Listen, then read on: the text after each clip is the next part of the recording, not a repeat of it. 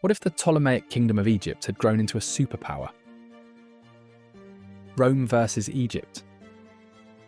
Imagine the year is 146 BCE. The Romans have just engaged in one of the more shameful periods in their long history, obliterating two different cities in the space of a few months and selling their inhabitants into slavery, Corinth in Greece and Carthage in North Africa, in what is now Tunisia. Carthage was once Rome's great nemesis in the Western Mediterranean, but its power was vanquished in the First and Second Punic Wars in the 3rd century. Now, with the power of the Achaean League of Greek city-states crushed following the defeat of Corinth, the Romans are on the path to expanding aggressively into the Eastern Mediterranean. All of this so far is an accurate account of events in the Mediterranean world in the 3rd and 2nd centuries BCE, as Rome's ascent to universal power gathered pace. But what if we now imagine that things were different to how they really were further east? In reality, the Romans faced a number of considerable powers here over the next century, but none that could withstand them for too long. These included the kingdoms of Pontus and Bithynia in what is now Turkey, the Seleucid Empire in Syria, the Kingdom of Judea in the Levant, the Ptolemaic Kingdom of Egypt, and the Nabatean Kingdom based out of Petra in Jordan. What if, instead of facing these moderately powerful states, the Romans had come into contact with a major power, one which controlled vast sections of the former empire of Alexander the Great? Would they, for instance, have been able to overcome the Ptolemaic Kingdom of Egypt if it was a superpower that ruled a vast empire instead of just Egypt and Cyrenaica? Here we explore what implications such a scenario might have had for the history of the ancient world. The Ptolemaic Kingdom in reality. Before assessing any hypotheticals concerning the Ptolemaic Kingdom, let's briefly recap on exactly how the history of this Hellenistic kingdom played out in reality. The Ptolemaic Kingdom was one of the successor states to the empire of Alexander the Great. After Alexander's premature death in Babylon in 323, under somewhat suspicious circumstances, his leading followers and generals descended into war with one another, fighting to be his successor. No clear victor would emerge, and instead his empire fragmented into numerous successor states such as the Kingdom of Macedon in Greece itself. One of those who managed to carve out his own principality was Ptolemy, a friend of Alexander's since his youth. He established control over Egypt early on in the wars that followed Alexander's death, and it is from him that the term Ptolemaic Kingdom of Egypt comes from, as he established the Ptolemaic dynasty that would rule Egypt for 3 centuries down to year 30.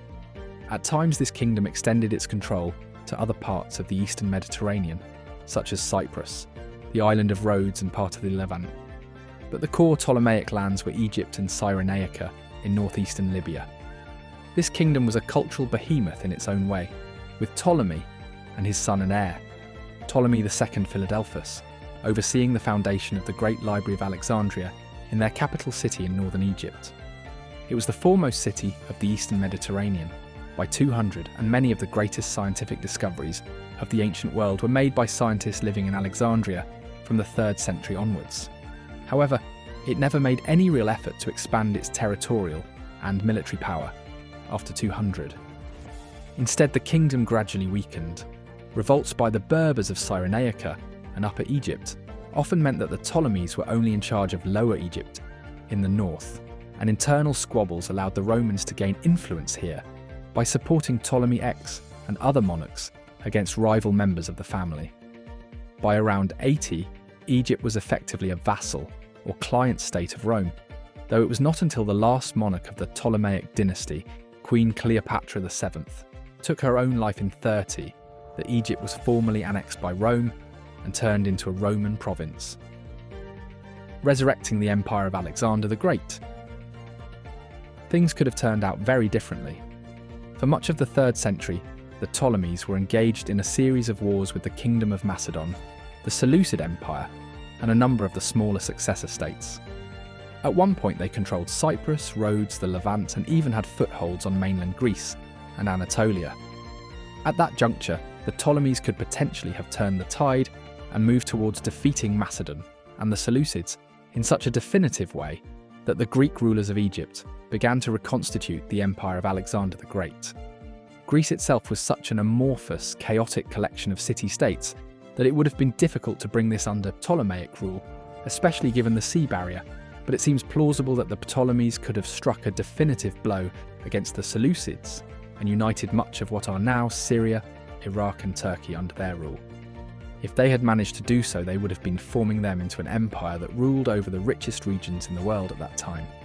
The coastal region of Anatolia in Turkey, the river valleys of the Tigris and Euphrates rivers in Mesopotamia, and the lands in between in Syria were, along with Egypt and the Levant, the oldest centres of civilization in the world, and were lands with densely populated cities, industry, and trade at that time. If King Ptolemy I and his successors had united all of these lands under their rule in the 3rd and early 2nd centuries, they would have been a match for the Romans when they began expanding into the eastern Mediterranean from around the 160s onwards. Expansion. It is entirely plausible that the Ptolemaic monarchs could also have expanded into other areas. The Greeks had only a limited knowledge of places like India, Arabia, and the Horn of Africa in the 4th century BCE when Ptolemy I was born, but their knowledge had expanded during his lifetime by sheer dint of Alexander the Great leading his armies as far east as India itself. At the time of his death, he was launching reconnaissance missions down the Red Sea and Persian Gulf to discover the extent of the Arabian Peninsula in preparation for trying to conquer it. Ptolemy continued this exploration work after he became ruler of Egypt. He sent an expedition down the Red Sea and clearly began developing trade along the coast of Western Arabia and down the Red Sea to the Horn of Africa and beyond to the Indian Ocean. This was an immensely wealthy trade, one which brought spices, incense, drugs, porcelain and other exotic goods from Arabia, Eastern Africa, India and beyond to Egypt, and from there to the Mediterranean world. Suppose that Ptolemy and his successor had not just stopped there.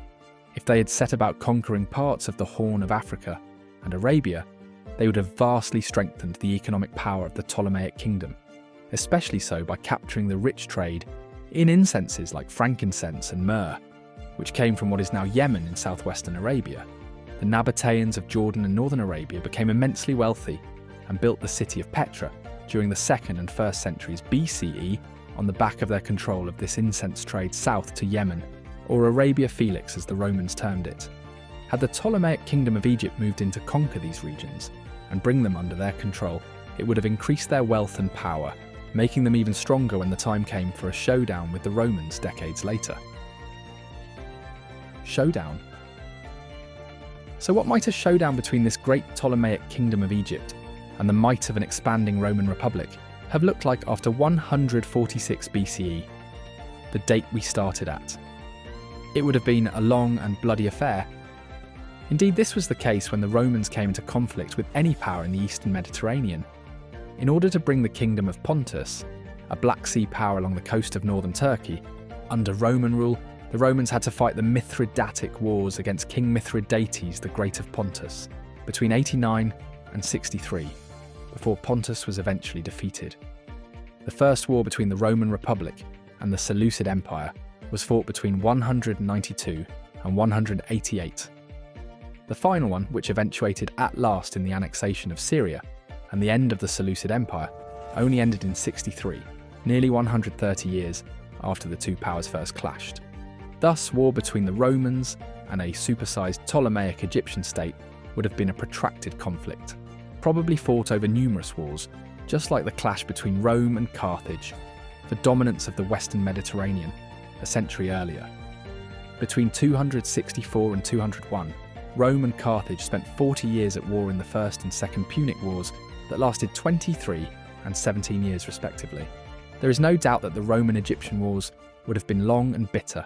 There is also no guarantee that the Romans would have emerged victorious in the end. They did have certain advantages.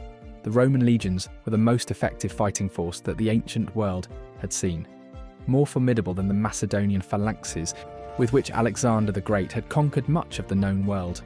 Moreover, by the 2nd century BCE, the Romans had a formidable fleet of galleys to wage naval war with across the Mediterranean.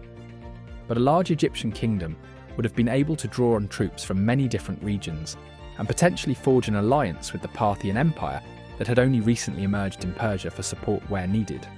Furthermore, the Romans had their own problems. The period after 146 ushered in a century of paradoxical instability within the Roman Republic, one where social chaos prevailed in Rome and Italy itself. leading to a civil war between 91 and 87 BCE, the so-called Social War. Even as the Romans were conquering distant lands, there were numerous wars between Roman generals as well during these years, not to mention serious slave uprisings, the Servile Revolts, the most infamous led by Spartacus.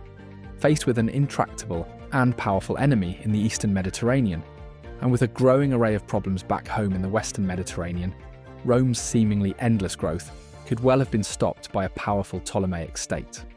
In such a scenario, Ptolemaic Egypt would have become the equivalent of what the Parthian Empire was in actuality, a perennial enemy of Rome's on its eastern border with which the Romans went to war every decade or two, with both sides winning major victories every half-century or so, but neither able to ever fully capitalise on these gains.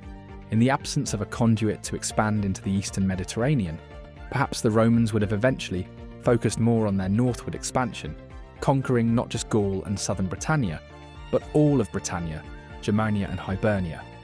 There would also have been implications in the fact that Roman culture would not have been so profoundly shaped by Greek culture if they had never conquered the Eastern Mediterranean. On the Egyptian side, the failure to conquer a strong Ptolemaic state, one which fostered close ties between the Mediterranean Sea and the Indian Ocean, would have had major implications for world trade for centuries to come. In short, the possibility of a strong Ptolemaic kingdom having emerged as a true successor to the empire of Alexander the Great would have produced a world which was immensely different to that which resulted from Roman expansion into and conquest of the entirety of the Eastern Mediterranean.